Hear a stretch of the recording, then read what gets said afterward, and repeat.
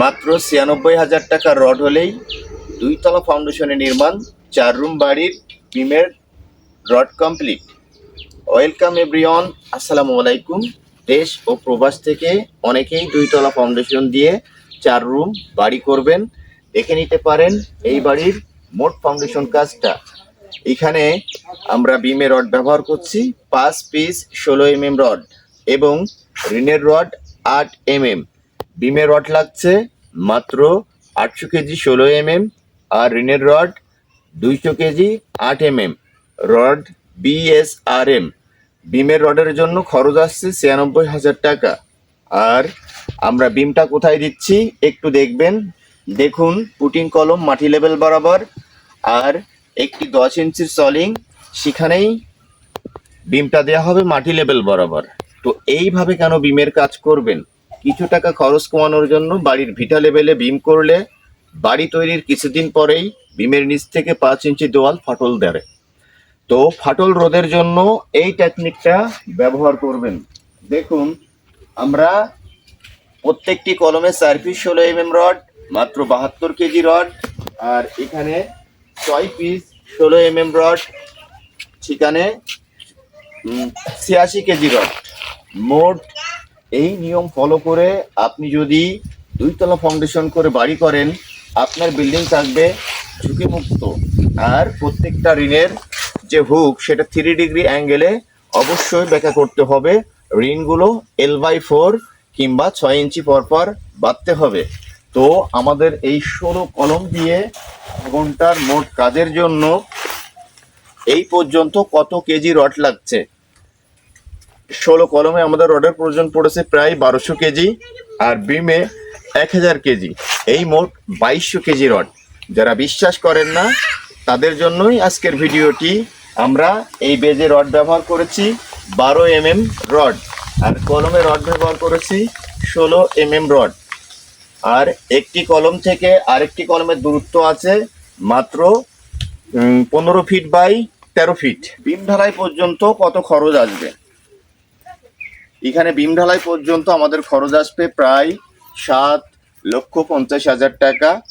এখানে আমরা যে ইটগুলো ব্যবহার করছি, প্রত্যেক ২০০০ ইটের মূল্য প্রায় আপনার ২৮,০০০ টাকা। প্রত্যেকটা বাড়ির ফাউন্ডেশন খুবই গুরুত্বপূর্ণভাবে করতে হবে। বাড়ি একবার করবেন, বারবার করবেন না। একজন দক্ষ মিস্ত্রি আর একজন ইঞ্জিনিয়ার পারে আপনার বাড়ির কাজের নিশ্চয়তা দিতে। ইঞ্জিনিয়ার নিয়োগ দেওয়া মানে বাড়ির টাকাগুলো নষ্ট করা না, বাড়ির সমস্ত কাজগুলো পারফেক্টভাবে বাজেটের মধ্যে করে নেওয়া। তাই একটি কথাই বলবো, বাড়ি যখনই করবেন অবশ্যই ইঞ্জিনিয়ার প্ল্যান অনুযায়ী বাড়ির কাজগুলো করার চেষ্টা করবেন, তাহলে কাজগুলো হবে পারফেক্ট। আমরা বিমের অটাল লেভেল সবটা কমপ্লিট করেছি, পুরো স্ট্রাকচারের সলিং শেষ করেছি এবং সমস্ত বিমটা দেয়া হবে মাটি লেভেলে।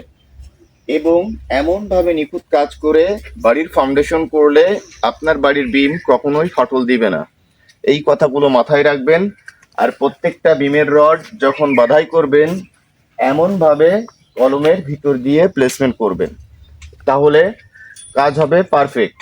আর অন্যান্য কাজের সময় যে ভুলটা হয়, টপ রড ও বটম রডের মিডিল পয়েন্টে এমন একটা রিন ব্যবহার করা হয় না। এই রিনগুলো অবশ্যই ব্যবহার করতে হবে, তা না হলে কিন্তু বিমটা দুর্বল হবে। আর যখন আপনারা বাড়ির বিমের শাটার দিবেন, তো অনেকেই গুটকা, কাঠের গুটকা ব্যবহার করেন। তো আমরা কি করেছি দেখেন, সলিংয়ের মধ্যেই এমন গুণতার ব্যবহার করেছি। এই গুণতার ব্যবহার করে যদি বিমের শাটার করেন, তো কাঠের গুটকা ব্যবহার করার প্রয়োজন পড়বে না, আর বিমের শাটারটাও খুবই কম সময়ের মধ্যে করতে পারবেন। তো এখানে যে স্ট্রাকচারের মোট নির্মাণ কাজগুলো দেখানো হচ্ছে, বাড়ি যখনই করবেন অবশ্যই এই নিয়মটা ফলো করে বাড়ির মাটি লেভেলেই বিমটা ঢালাই করবেন। একতলা বাড়ি না, একতলা বাড়ির ক্ষেত্রেও, আর ২ তলা বাড়ির ক্ষেত্রেও, ৩ তলা বাড়ির ক্ষেত্রেও, ৪ তলা বাড়ির ক্ষেত্রেও। কারণ বাড়ির মূল মেরুদণ্ড ফাউন্ডেশন। এই ফাউন্ডেশন ঠিকভাবে না করলে আপনার বিল্ডিং সারা জীবন ঝুঁকিতে থাকবে। তো আসুন, এই বাড়ির বিম ঢালাইয়ের যে পরের যে কাজগুলো কিভাবে করা হবে স্টেপ বাই স্টেপ আপনাদেরকে নেক্সট ভিডিওতে দেখাবো।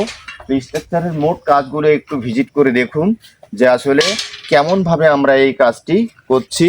ভবনটির মোট দৈর্ঘ্য আছে 43 ফিট আর প্রস্থ আছে 40 ফিট।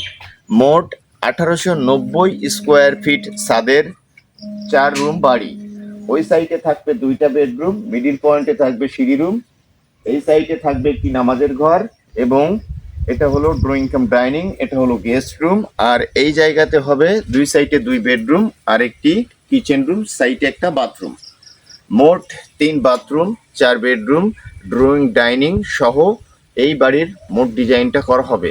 খুবই স্ট্যান্ডার্ড ও ইউনিক ডিজাইনের মোট বাড়িটা আপনারা নেক্সট ভিডিওতে পার্ট বাই পার্ট দেখতে পাবেন।